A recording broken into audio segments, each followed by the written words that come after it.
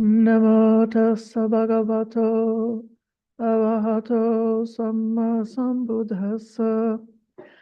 Namo tassa bhagavato arahato samma sambuddhassa.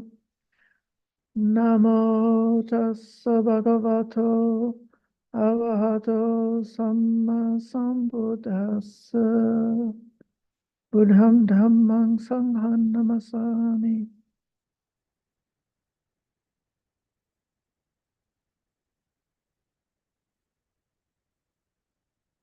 Dear friends, the sutta program for today is going to include short passages from 3 different suttas, which I just gave to you in the chat. In the email that I sent out on Saturday, I only mentioned one of them. Within the teaching that we have about the way to stream entry, it shows the Dhamma, practicing the Dhamma, with an outline of the key practices, important things that must be done, that we should feel some urgency about, that if we want to reach the goal, we need to do these practices with sincerity. And so I'm trying to use the minutes that we have together to give like a good overview that you may choose to pursue, making sure that you're taking care of this aspect of our training, this mindfulness and clear awareness, our sati, sampajañña. And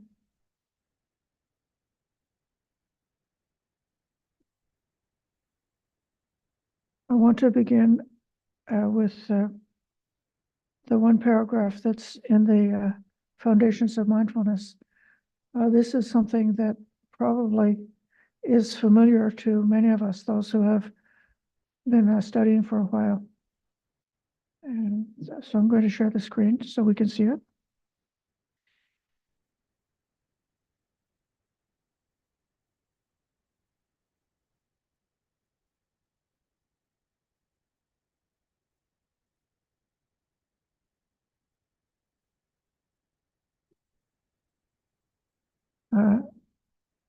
This is the same in the Satipatthana Sutta and the same in the Mahasatipatthana Sutta.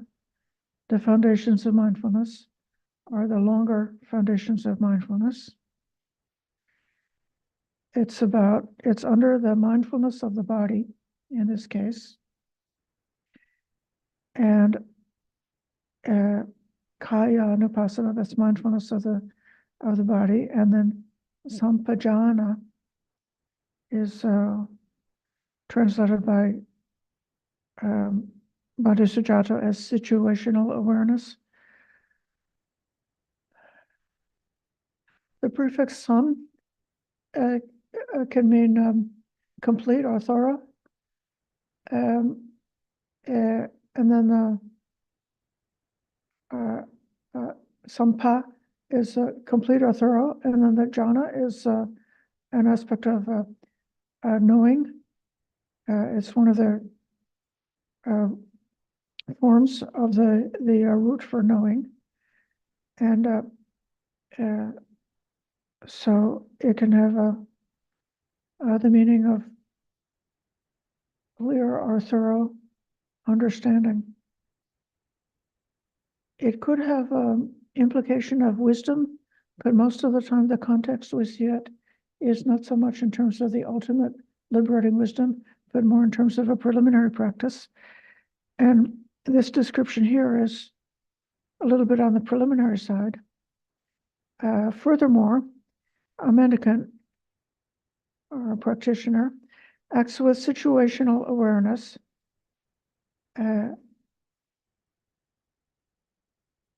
when going out and coming back. when looking ahead and aside, when bending and extending the limbs, when bearing the outer robe, bowl, and robes, when eating, drinking, chewing, tasting, when urinating and defecating, when walking, standing, sitting, sleeping, waking, speaking, and keeping silent. So, and then this is the Satipatthana refrain. They meditate, observing an aspect of the body internally or externally. They observe it arising and ceasing, and both arising and ceasing. There's a commentarial explanation of this, which has 4 parts to this clear awareness. And the simile that, or the situation one would consider is when a monastic is leaving their temple or leaving their meditation spot and going out for the alms round. So for each action, you ought to have this kind of checklist in the mind. Don't act until you've inquired about these 4 points. A knowing of one's purpose. Why? Why are we doing this? And then clearly, if you find that the purpose is an unskillful, unwholesome purpose, then you have time to stop and not do that deed. But if you see that the purpose is wholesome and beneficial, if it's a meritorious karma, then one can go ahead without hesitation and do that wholesome thing based on one's intention or one's purpose. Then the second question is about the suitability of the means for one's purpose. So, for example, if you are thinking to go on the alms round and the place is very dangerous, and a place that the Vinaya says that you should not go alone to a place that's very dangerous. So you've got to take that into consideration. If the people have asked you, have welcomed you to go there, then that would mean a suitability. If it's the right time of day, it's suitable. If it's late at night or at the wrong time of day, then it's not suitable. Then the next one is called a clear knowing of the resort. The resort is called a gochara.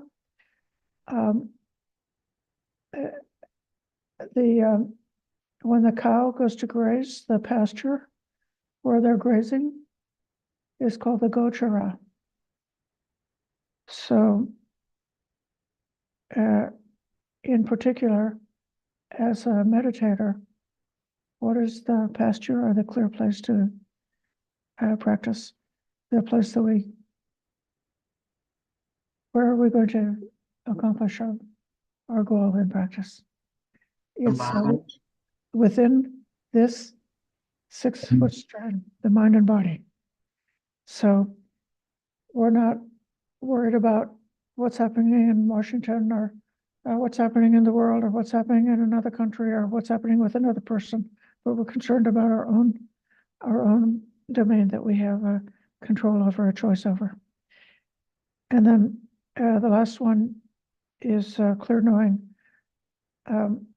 of non-delusion, and that's recognizing the impermanent, unsatisfactory, and impersonal aspect of whatever we encounter in samsara. So that's kind of like the basic background, the initial sampajañña. And I think you can see that following this checklist all the time, every time we're deciding to do something, the mind would be fully occupied with keeping the awareness up to speed. And in this way, we're fulfilling one of the other instructions that we got about this right way of practicing in accord with the Dhamma. And that is the idea that everything one thinks about should be in accord with the Dhamma, not against the Dhamma.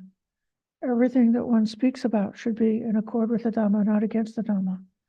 And so if you want to keep all of your thoughts and all of your actions in accord with the Dhamma, then doing this constant checking is one way of helping to keep the mind inside the corral of where we want to be in terms of our practice. Now, the other brief passages I'm going to give are going to take this a little bit more towards sati sampajañña at the psychological or internal level, especially within meditation. I want to pause a second and see if Ayya Brahmavara has something to add about how it's described in the Satipatthana.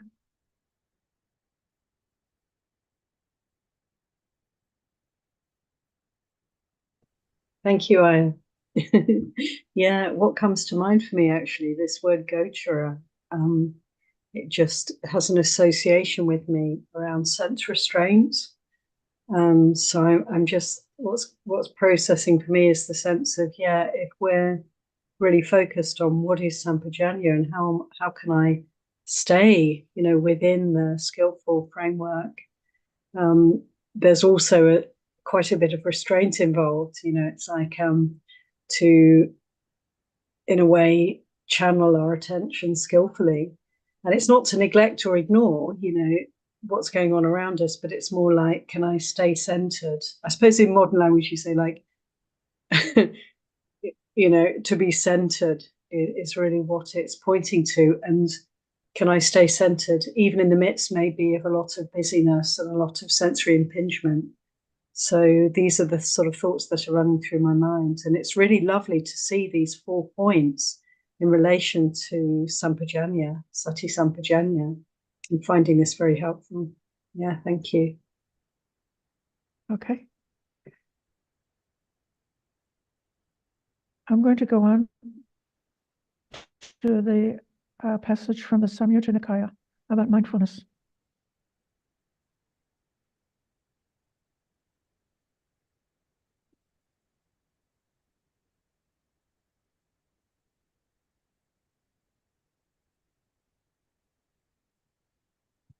Okay, so this is in the Connected Discourses, 47.35, and it's just called the Sati Sutta, the Mindful Sutta. The Buddha said, mendicants, a mendicant should live mindful and aware. This is my instruction to you. So this living, this viharya, that is encompassing not just on the cushion, but all throughout the day, in all of the activities of the mind. And then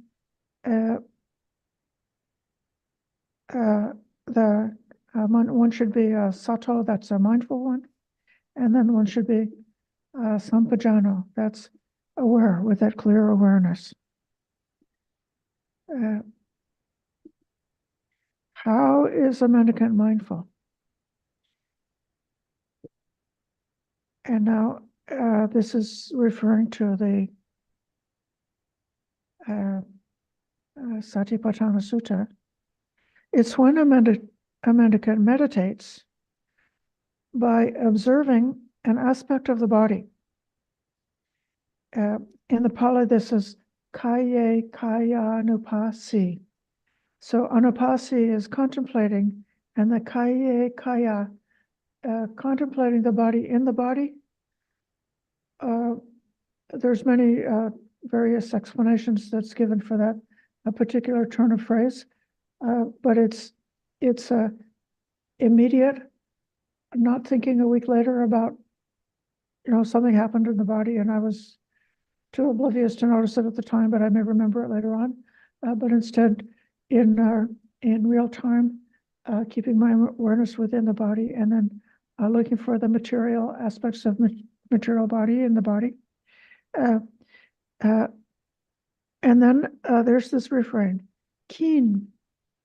It's atapi. That's energetic, determined. Aware. That's the sampajañña. That's what we've been talking about. Mindful. That's sati. And this rid of covetousness and displeasure for the world. Now, this is so important. These are almost synonyms for greed and hatred, or for desire, sensual desire, or sensual hatred. And the reason why I think it's so interesting, we know that when we are sitting on a cushion, especially if we obtain samadhi, that we've obtained a state where the hindrances have gone to sleep, and the covetousness and displeasure are, for the time of that meditation, just put aside, and we can really enjoy the healing, beneficial result of having a period of time when we're far away from the covetousness and displeasure, of greed and hatred, aversion and craving. But the thing that when we think of sati sampajañña as this everyday task that we do while we are basically going to work, going out into the world to do the tasks that we have to do, going out on the ausran, going to the village, encountering all different kinds of people, having some people treat you respectfully and beautifully, some people ignore you, some people treat you in a way which is rude or disrespectful, and the food you get might be just perfect, just what you need, or the food you get may be not the kind of food that's very good for you. The weather, could be delightful, or it could be that it's much too hot or too cold or too dusty, too rainy. So there's so many different ways in which going out is like, I think one teacher said the retreat is like boot camp for training the mind, and then going out into the world, going to work, is like going to battle. So you're buffeted by all of these things, and I kind of think, well, I'm going to take it for today that the challenge is, can we go through the whole day rid of covetousness and displeasure for the world, or not? How are we doing on that front? And then likewise, they observe feelings, principles, feelings, states of mind, or mind, the principles or the dhammas, with the same qualities of being keen, or atapi, being ardent, aware, mindful, rid of. Another translation is rid of longing and grief for the world. And then this next section, this first part was how one is mindful, sati. This next is how is one aware. And this next sentence seems to, I hope it reinforces what I'm trying to see in the sutta. It's when a mendicant knows the feelings as they arise as they remain, as they go away. Knows the thoughts as they arise, as they remain, as they go away. Knows perceptions as they arise, as they remain, as they go away. So this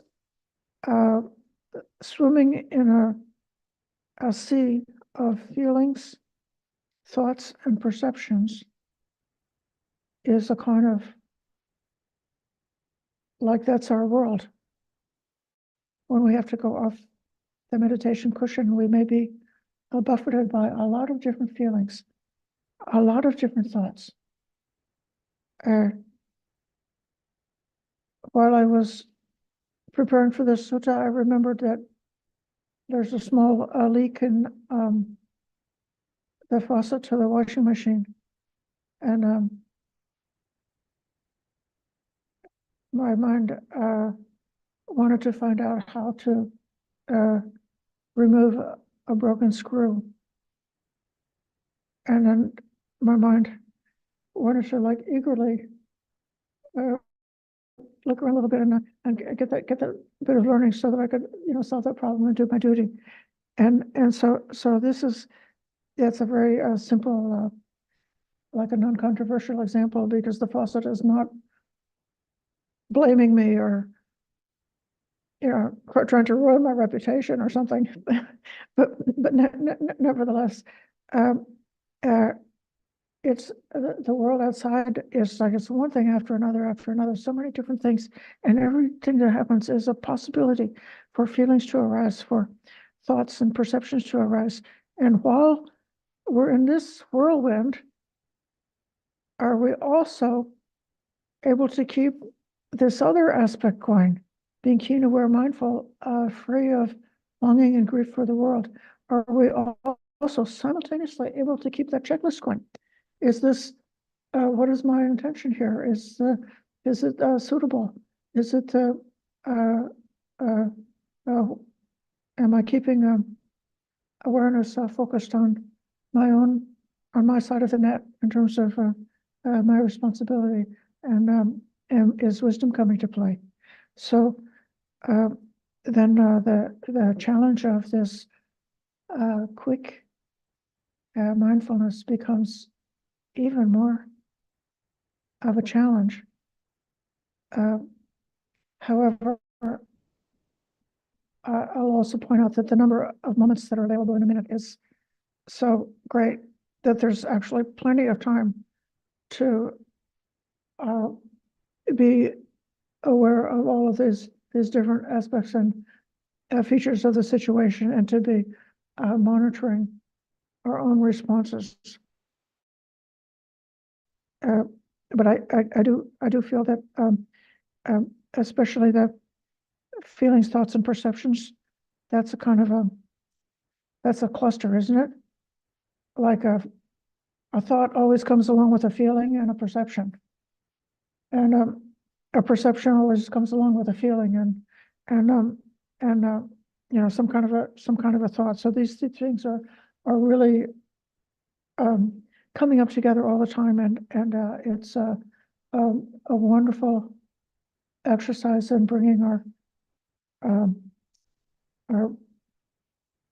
practice to a powerful level, having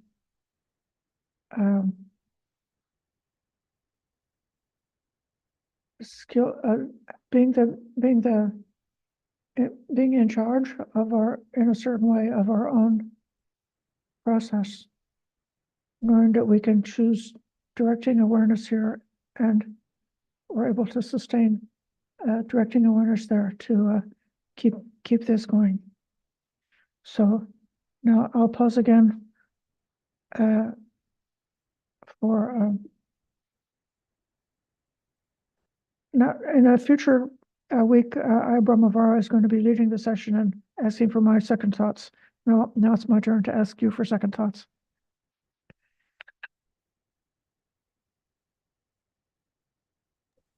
Thank you. Yeah, I really love this these words, atape sampajañña sati na, you know, to consider, you know, the meaning and how we can develop those aspects of mindfulness, and especially the word atape. It's such a great word, isn't it, Ayya? That quality of tapas that's in the word, burning, ardent. I like ardent.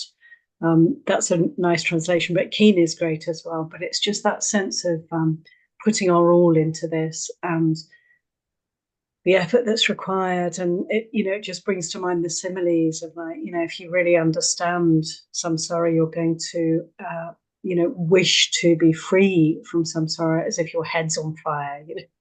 You need to put it out. You need to put it out as quickly as possible. Nothing else matters, only this. And so that sense of really directing the effort in the right way with this kind of ardency. And of course, we can then get, you know, caught up in sense of oh, I can't do that. It's too much for me to manage that. But I think we can have this kind of quality of burning or a warm engagement with the practice, and just keep developing the sense of urgency, really, is there in that expression.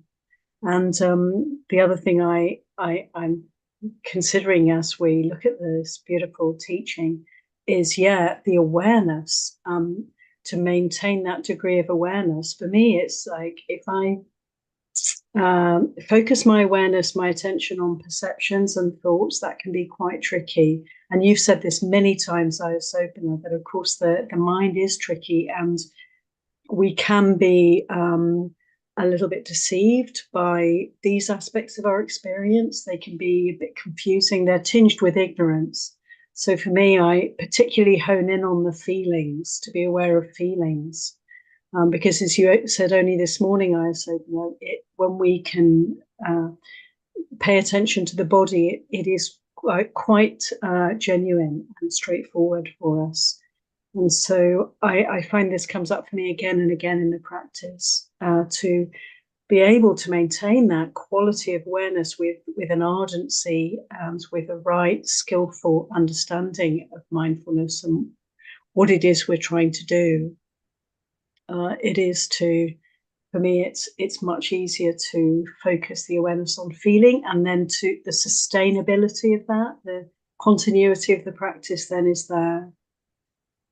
Thinking, you know, so easy to get caught up in thoughts, and then to actually, rather than observing them, to actually be them, to be in the movie, as it were. And so this is an area I think I'd be interested to hear from others, you know, how you can relate to mindfulness of perceptions, mindfulness of thoughts, and also mindfulness of feelings.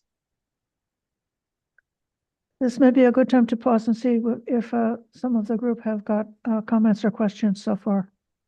Okay, Sheila. Good afternoon, Ayas. You know, what comes up for me is those times when feelings, thoughts, and perceptions are just all jumbled up. And in the teaching today, I'm really reflecting about how that umbrella of mindfulness helps stop that story or narrative, because it's like the train comes in the station, the feelings, then the thoughts jump on, the perceptions, and we're off. And so that's the visual that I got. And it's having that guard at the door, mindfulness, that, and being aware of those, of each as they come up. Even because of our lives, they will come up all in one tangle. And just an observation that I had during our meditation, for the first time this afternoon, as I sat contemplating and just coming into my body, for the first time, what I really was aware of was the inside of my mouth, the feeling of my teeth, my tongue, the membranes, saliva. And I don't think at least in recent memory, haven't tuned in to the feelings of the body as I sit down to meditate. So that was a new experience today. Thank you. Thank you so much. I really appreciate your comment bringing it back to the body. The body, in a way, is so much more honest than thoughts, even more honest than feelings. And so if we're like wanting to be sure that we understand the significance in the right way, making the reference to the body is a very good safeguard for that. But we can't be aware of the body unless we actually know how to see the body, just by practicing. Look at it. Look, what is it? You know, what's the inside of the mouth like? What is the saliva like? What are the teeth like? Yeah, so that's really good. Other comments or questions? I might have to call on Venerable Kachayana.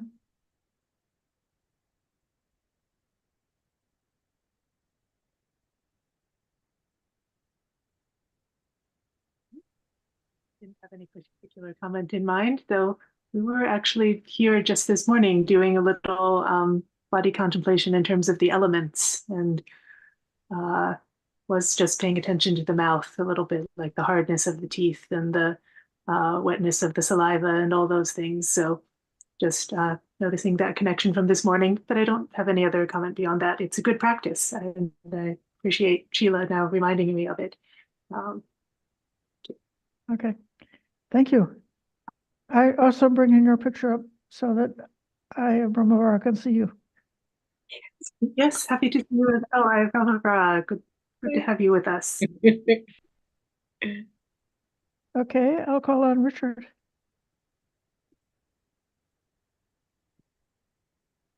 Thank you. I'm curious about Bhante Sujato's choice here of translating mindfulness what did he say it was? Sorry, I have to go here. I think he uses mindfulness for sati and situational awareness for sampajañña. Right. So sampajañña that well, here it's jhano, but that's just sort of like a personal possessive type thing. But you know, jhana means like knowledge, right, or knowing, or something like that. So it seems like mindfulness should be awareness, right? And sampajañña should have some connection with, you know, clearly knowing. You know what I mean? Being aware of it and clearly knowing, right? So to me, he's almost kind of reversing the two. I don't know, but it might sound like semantics, but I think some of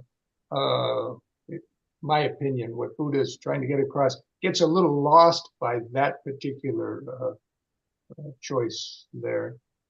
The other thing I was thinking about, because I was studying the sutta before the class began, and that second part where it goes to sensations, thoughts, and perceptions. So that's kind of like if you were sitting there doing this practice, those are like, you know, unless some outside interference happens, that's kind of like the three things that might come up in your mind, right? You might start thinking about what you're contemplating or perceiving and everything, right? Or you may have some sensation, you know, feeling type reaction to it, right? Or you may have some particular perception, you know. So other than that, and I think that's why the Buddha is limiting it to these three things. Those are like the only things that are like gonna probably, you know, come up and distract you in a way, from your practice. As long as you don't let them carry you away, and you just maintain that awareness, right, and clear comprehension that it's happening, and just stay on your focus, right. But I think he's just kind of throwing that out there to be aware these things might come up, and don't let them distract you, from the practice. Anyways, again, that's just my opinion. Anyway, thank you very much. Thank you so much, Richard. I just want to say it a little bit more clearly about, I guess, the etymology of sampajañña. Sang means together, or connected, or yoked together. And then pa is a prefix of direction, mean going forth or going out, or it can also mean intensity. So I think Bhante Sujato gets situational awareness because it's connecting with what is outside. So one is then aware of when you go on the alms round, you're aware of the route and the people and the other things outside, so you're aware of the situation. I'm not endorsing that. I'm just saying how I think he got it. But in general, the meaning that's given in the commentary is much more focused on clear knowing, or fully knowing, being clearly aware. The other something that your comment brings up for me, Richard, is that when we are doing meditation, it's sort of a different kind of, it brings a different light on what this practice means. Sometimes you think of sati sampajañña in terms of the mind is running away like a wild horse, and you're trying to, pull it back or protect yourself from things, negativities or toxic, things in the mind that are in danger of running off if you don't keep them under control. But then if you're within a retreat or within meditation, and even if you're being successful, like if you're having a so-called good meditation where the mind is not running wild, you can be aware of what that's like. So like the thought, that's vitakka. Vitakka is an element of the first jhana. So if you're going to be very clearly aware of vitakka in the meaning that it has in the first jhana, where the mind connects with its object, then you can know that clearly. Or if the Vedana, there's like the bliss or the equanimity, there's different feelings that come along in the course of meditation. You can be clearly aware of the color of the feeling that's involved. And then as far as the intention goes, well, usually when somebody goes to meditate, they've done it on purpose. They intentionally came to the meditation place, sat down on the cushion, adapted the posture, and directed the mind towards the object. And one can be clearly aware of that. So one can just as much be clearly aware of a very pure meditative state as one can be clearly aware of a mind that's having a lot of difficulties.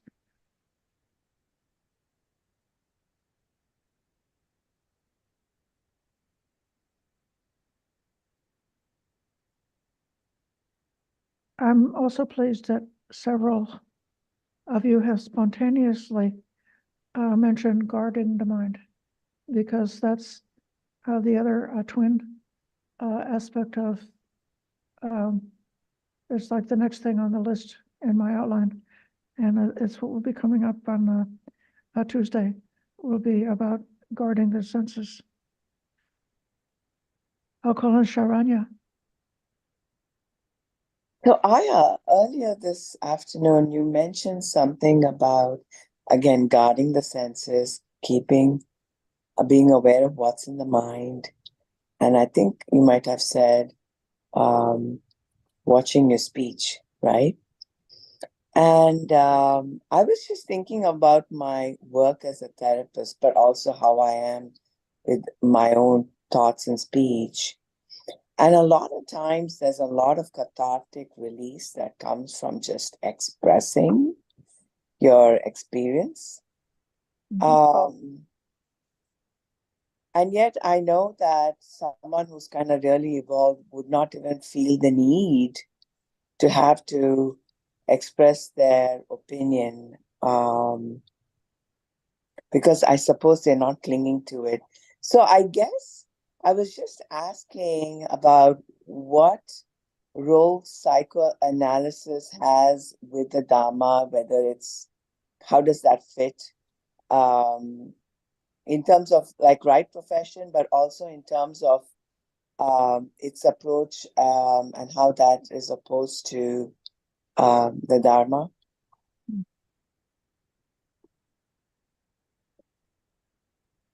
Ayya, Brahmavara, do you have an answer to this question? Sure, yeah. I think it's a really good question. I mean, it's your profession and psychotherapies are so important for so many people. And I think it's really very in tune with the Dhamma practice. It's such a skillful means for people. And I think it's important for people to recognize that, there's a time when we might vent, release, cathart, and it may not necessarily look very skillful. The speech may not be totally wholesome, and the energies may be very strongly coming out for people. So it's really important to recognize that this is like an arrangement in a way. It's like I'm giving myself this time just to be able to release and express, knowing that I'm doing this in order to try to live more skillfully, make more peace, be happier, come to a place of understanding. And so in this way, I think we can accept that sometimes it doesn't look very pretty. People might express a lot of rage in their therapy, but there's a place for that. It's like releasing pressure and knowing that one is doing it in a safe space where it's not actually going to cause any harm to anyone else. That's really the important piece, I guess, isn't it? But I would say that when we meditate, I'm not saying that therapy isn't necessarily helpful. It could be helpful for people who practice meditation for sure. If that's something that one inclines towards as a way of helping oneself to have that the presence of another, safe space with another person, people can work through a lot of interrelational dukkha, suffering in that way, and that's totally wonderful. But I would say also as meditators, I think this process is kind of going on. Like to me, it's very similarly, it can kind of mirror psychotherapy because we're sitting here and we're the one listening and we're listening to this mind and heart expressing itself. And I do feel that we can be sitting, very peaceful looking, very still, eyes closed, perhaps a slight smile on the face and, looking very sublime. And actually what's happening inside is precisely this kind of pressure, release of past conditioning that can look ugly, that, the defilements come up. This is what we want. And then we observe and we make peace with all these little demons that we have inside, and allow them first to express themselves. And then they have this release, and then somehow they can just quite peacefully pass away. And so it to me, it's kind of you could say there are certain similarities in the process.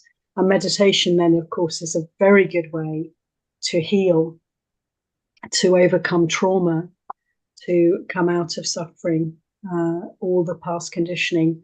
It will come up, and we have a chance to purify the heart, purify the mind.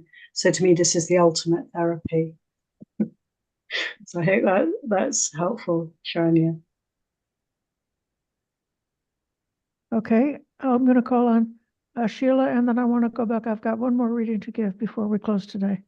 I just wanted to quickly say that I'm not a psychotherapist, but I think that it's so urgently connected because as a practitioner, when I seek out a psychotherapist, in particular, I'm looking for someone who understands and is a Dhamma practitioner, or at least brings that awareness into their practice. So I think that there is such definite alignment as someone who would pursue and would use the services of a psychotherapist. I just wanted to add that, Sharanya. Thank you.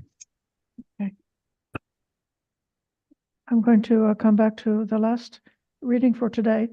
At the beginning, Ayya Brahmavara was mentioning atapi, that ardency. Well, if you hear the next sutta, you better start to feel some ardency, because this one it's a little bit like the Buddha is scolding us to get us to straighten up and make a little bit more effort. So I'm going to share that.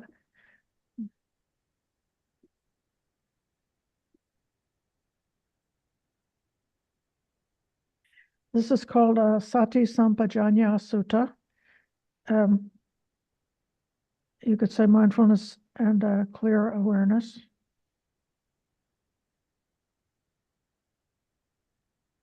Mendicants, when there is no mindfulness and clear awareness,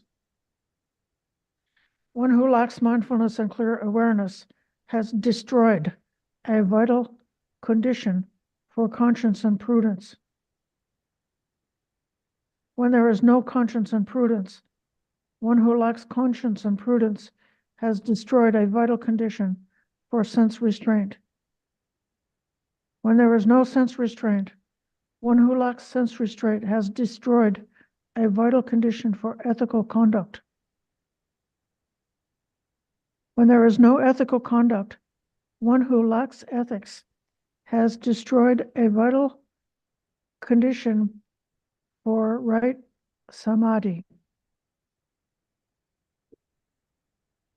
When there is no right samadhi, one who lacks right samadhi has destroyed a vital condition for true knowledge and vision. When there's no true knowledge and vision, one who lacks true knowledge and vision has destroyed a vital condition for disillusionment and dispassion. When there's no disillusionment and dispassion, one who lacks disillusionment and dispassion has destroyed a vital condition for knowledge and vision of freedom. Suppose there was a tree that lacked branches and foliage. Its shoots, bark, softwood, and heartwood would not grow to fullness. In the same way, when there's no mindfulness and situational awareness, and so on. So this sutta is putting the sati sampajañña right at the bottom floor as the very foundation for the whole practice leading up to liberation. If that foundation is not set up in the right way, we're lost. And then he gives the opposite picture. When there is mindfulness and clear awareness, one who has fulfilled mindfulness and clear awareness has fulfilled a vital condition for conscience and prudence.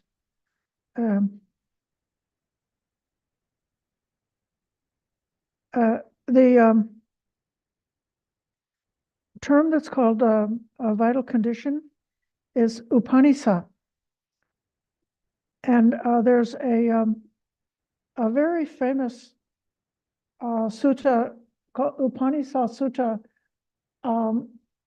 that gives the upward spiral of practice, very often starting from, it can be starting from faith, or it can be starting from sila, or from the restraint according to the Vinaya. So from that foundation, the classical Upanisa Sutta is going through a similar route as this, but the Upanisa Sutta also has the steps of gladdening the mind, experiencing tranquility, and the arising of bliss or piti. And this sutta skips over those upward positive emotional side of things. And that's why, in a way, I feel that this must be addressed to some practitioner who is very easy to go into la la land and have fun and be distracted and not really do the work because they've got a happy character, but they're lazy or something like that. And in this case, he's trying to tell them to buckle down and focus. The first one, I want to talk about destroying it. There's a hatha. That's a very sharp word. It's cut it off. It's like chop it off completely, like off with your head. It's cut off. And then in the second one, on the upward spiral, it's the sampuna, that's fullness, fulfillment. And you say this factor is fulfilled as beautifully as the full moon on the full moon night is fulfilled. So it's perfectly full and round. So this is the upside. So where there's mindfulness and clear awareness, you've got the condition for conscience and prudence. That's in Pali, that's called Hiri Otapa. That's the guardians that help us to protect our morality by making us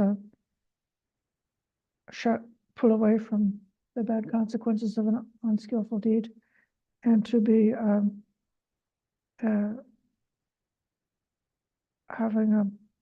we can talk a little bit later about what that means. So where there's conscience and prudence, they fulfilled the condition for sense restraint.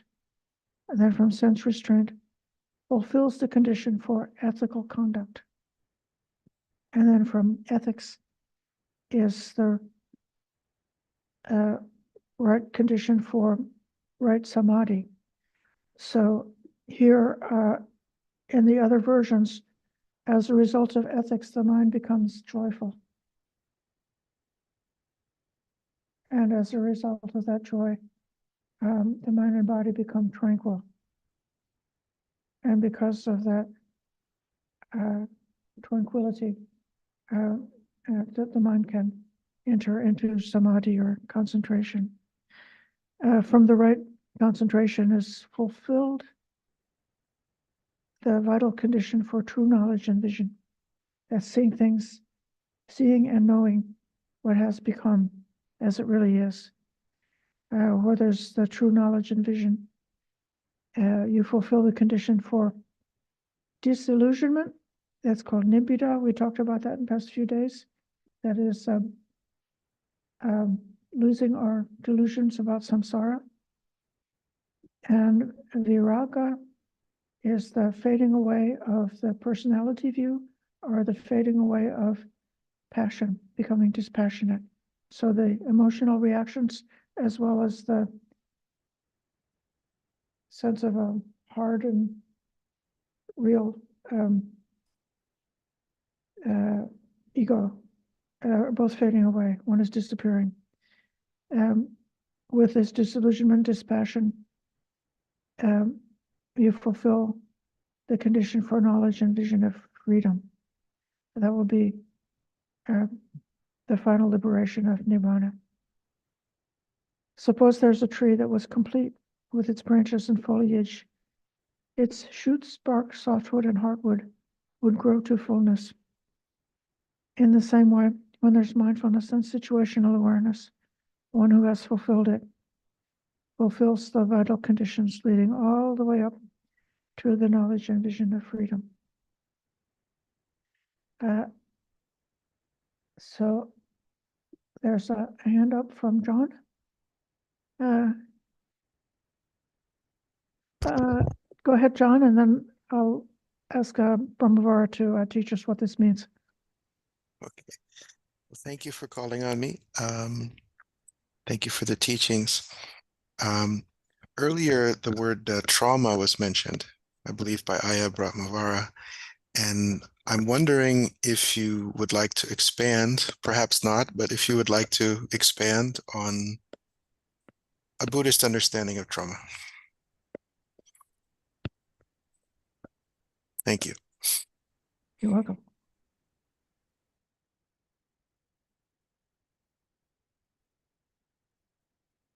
Yeah, thank you for that question, John. It's a huge question, of course. Yeah, I mean, Ayya Soma from Empty Cloud Monastery said something rather wonderful. Just the other day, I had on the monk chat they do, somebody asked the very same question, John. And she said, well, according to the Buddha's teachings, you know, this entire experience we're in here as human beings is traumatic and everybody's traumatized. And I laugh, but actually it's not that funny because it is kind of true. And, you know, so you could say that we're here because of trauma in a way. We're here because of unclear seeing, and just tying it in with this sutta study, you know, we're here because there is a kind of distorted view, and our whole opportunity as practitioners is to try and put that right. And in the putting right of it, you know, it's like in this passage, it says, you know, situational awareness and mindfulness leads to hiriotaka. It leads to, you know, I like to consider these words because they're so meaningful for us. So hiri, conscience, is Bhante Sujatos, or somebody there is translated. Hiri is conscience. Another way of looking at it is a shame in relation to our wrongdoing that has been done or that is about to be done.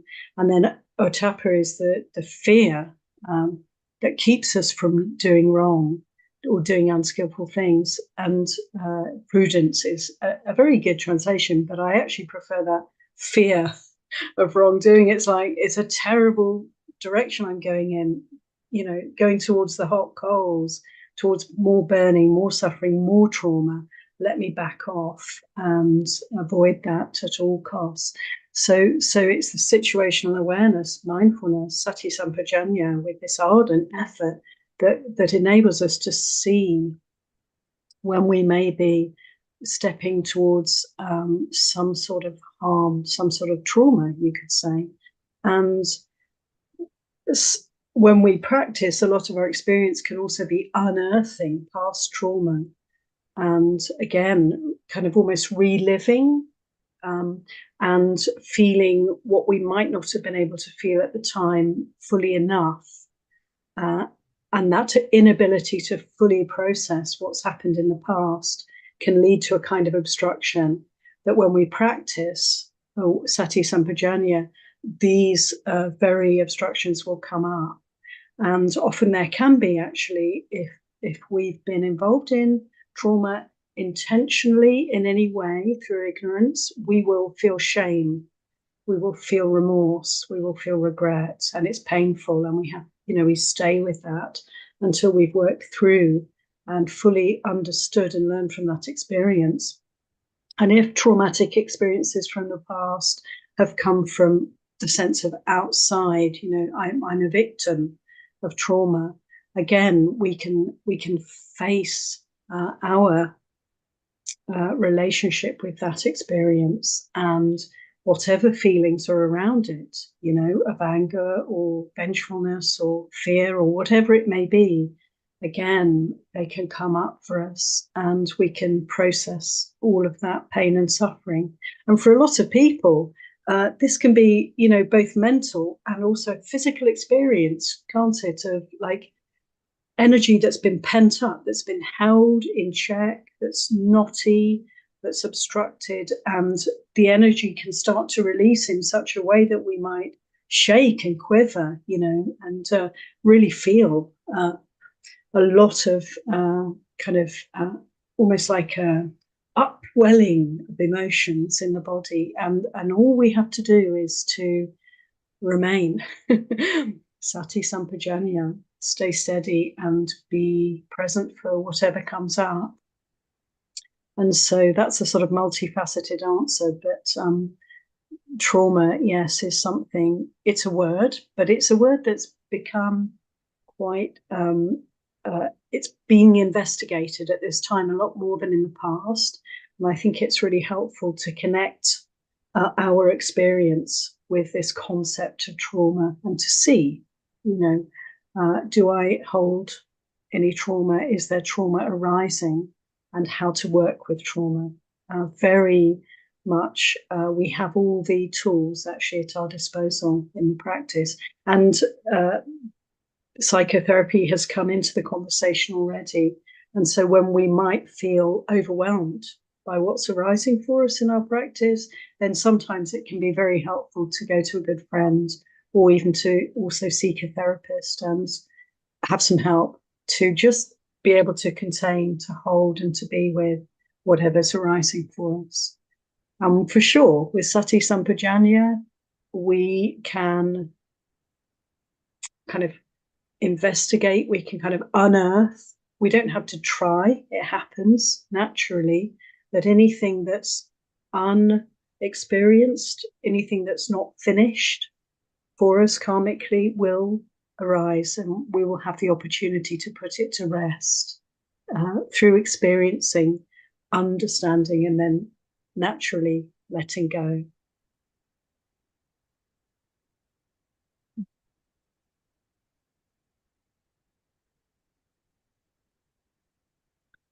Thank you, Ayya. That was brilliant.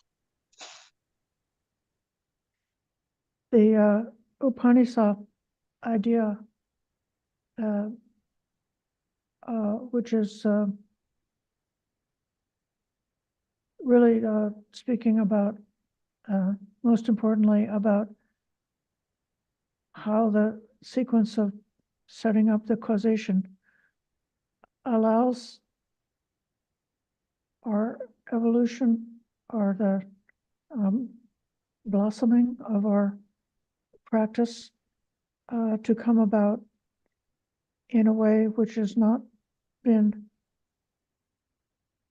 controlled or grasped or determined in a forceful way, saying, I will get nibbana or something like that. You can't do that, but you can say, well, what is the condition that supports that attainment?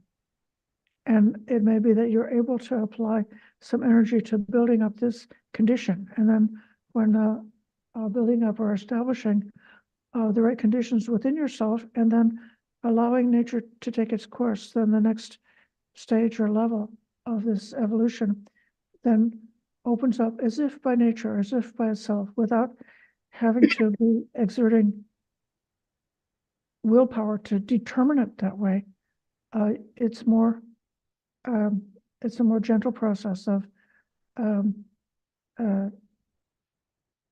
there is an application of willpower, but it's at the more at the level where we can, and then allowing the subsequent results of that, the positive, wholesome, and beneficial results of that to evolve. So wherever we feel stuck in our practice, it may be possible, looking at a teaching like this, to drop back 1 or 2 steps and to say, well, I'm trying to be good with my sila, but I can't.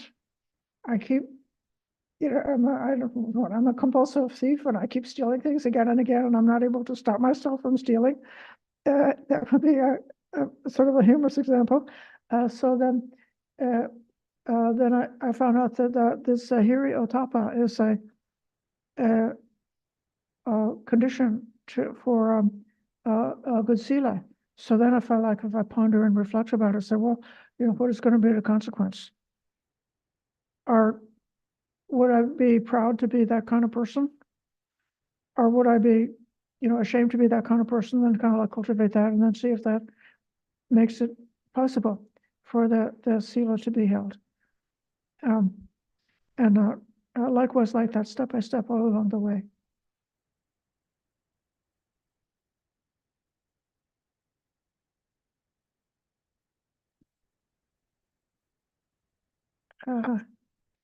Other comments about this? John, is your hand another hand, or the same one as before? Okay, it's different. Anything else? Anything further to remark about this sutta? I think Ananea had her hand up, actually. Oh. Yeah. Ananea. Well, it's nothing really that exciting or whatever, but one, I wanted to underscore just what Ayya Brahmavara has been sharing with when there are traumas from the past, they will come up, especially, I have found this, and I'm sure others have too, on long retreat, where you have the conditions that are safe for that to emerge. I know for myself, some things have come up, like something would come into mind first thing in the morning that I literally hadn't thought about for 50 years. So, it's a good thing. And then the other, I really always love hearing about Hiriotapa, because I feel that over the past, I don't know, probably my lifetime, using the word shame or using, certain things we shouldn't feel bad. You know what? There are times when you should feel bad and you should feel some shame. And I would have to say, unfortunately, there are innumerable instances right now in our world where we can see where a little bit of shame over things done and really malevolent behavior would be like a good thing.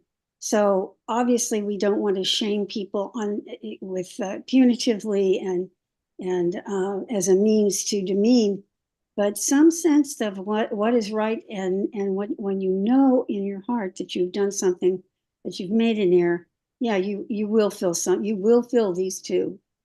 Part of it, one of them is hopefully to prevent you from going down that road. But if you do, it's the other half of it is that yeah, you should have some. It should give you pause. So I just wanted to underline that part. Thank you very much, Ayya.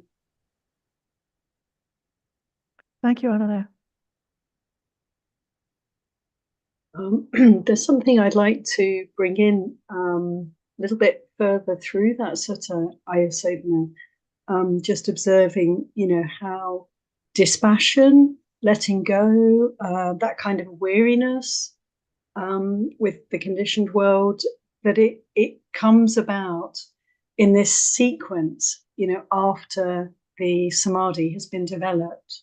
So I find that quite an interesting piece to also relate to our practice, that it's really difficult to let go, say, of, sense desire, if we haven't experienced anything beyond that, that if we are very much identified with these bodies and the senses, it's really hard for us to stop craving and desiring, and also having aversion to our sense experience. But if we develop samadhi and we're able to experience some peace, some coolness, that is not related to the sense doors, the sense world, then we can start to kind of extricate ourselves from, this all-encompassing problem that we have, which is craving and aversion, desire and, hatred. Thank you.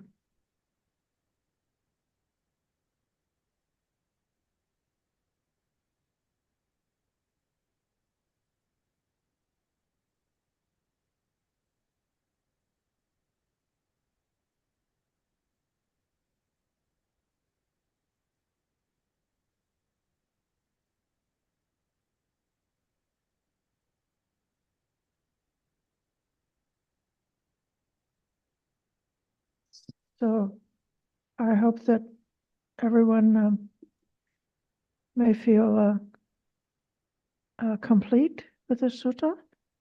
The way my screen was, I couldn't see everybody. I'd like to give a special welcome to Ayya Soma. I know that you were here last time, and I didn't notice you until it was too late the last time. Would you like to add a comment to this conversation, Ayya? Yeah, addressing me, right? Yes. Yeah, I joined a little later, but however, I joined, it's really helpful, and I really appreciate it. So how Brahmavara said that how samadhi is needed to see what actually is helpful. So that's really, because when our mind is not in a stable, even though we know that there is, but with samadhi, how it helps to overcome that insights and see it. So yeah. Thank you. It's lovely to see you. Lovely to see you too.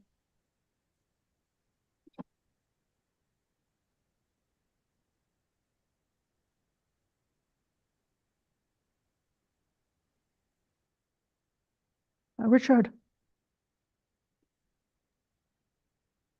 Thank you, Ayya. Connected with what Ayya Brahmavara was just saying about the forward momentum, you might say, of this mindfulness, in these 8 different items, you'll see that, the earlier ones, if there's no mindfulness, right? So that's step path number 7, right? And then later on gets down to about, 5, then concentration, right? So the first 2 stages of the noble disciple, the stream enterer or the once returner, they can still have the 5 hindrances, right? Some lust and anger and stuff like that, right? But when you get up to the no returner, and to get to the no returner, you have to have right concentration, right samadhi. So that's why the ones before that, they might still have some, negative things, right? Their sense faculties might not be completely under control and stuff like that. But when you get to that 3rd stage, right, and you develop right samadhi, you'll leave those 2 hindrances behind. So you just have the 5, higher hindrances, to deal with at that point. Anyway, it just caught my attention when Ayya Brahmavara made her comment. So anyway, I just wanted to bring that up. If anyone likes it or agrees, thank you. Bye. Thank you.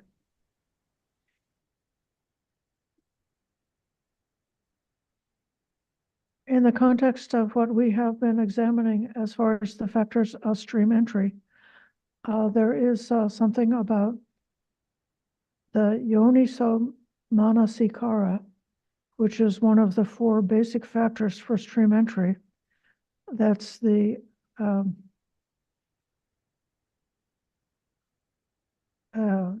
wise attention, or the thorough and appropriate attention, which is directed in the right way, which is looking below the surface, looking deeply, and which is looking thoroughly, not just being satisfied to notice in a superficial way whatever the prominent characteristic is, but looking at the whole picture. And that's coming up in the context of encountering a true person and hearing the true Dhamma. So then it's as if when the practice then circles around, and this mindfulness and clear awareness is also coming back to something like a very similar teaching point. Maybe it appears at a different position on the list, but it's the same thing, like pay attention, look deeply. Also, you have to make the experience your own. You have to see what you can realize directly through your own experience, not through just only what you've heard. The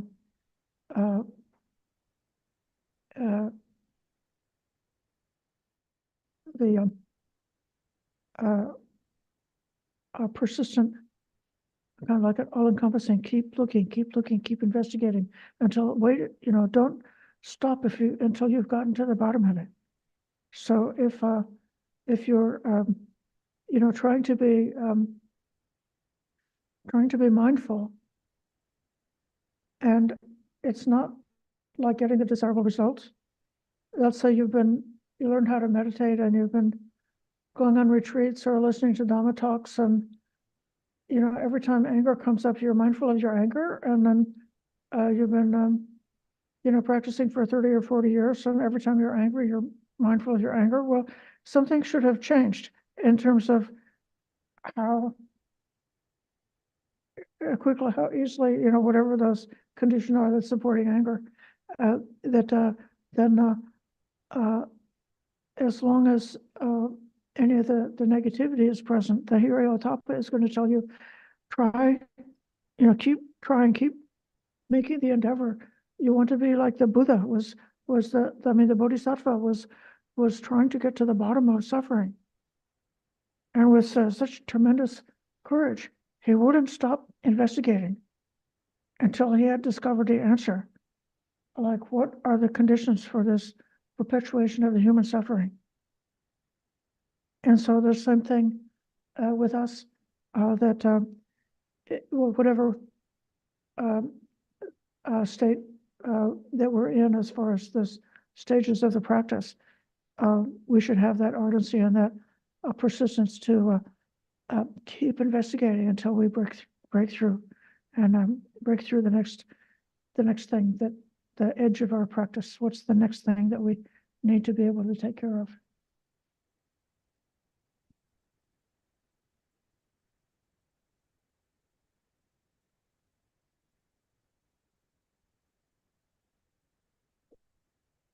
Is it enough? Okay. Let's close by paying respects to the Triple Gem.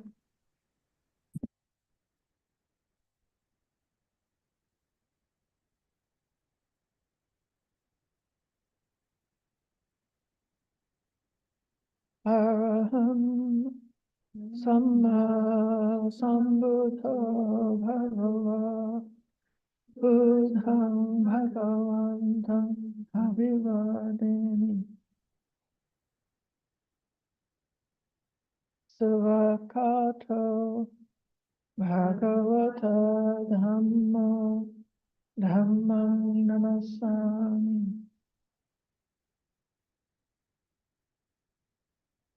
Supatipanno Bhagavato Savaka Sangham Sangham Namami.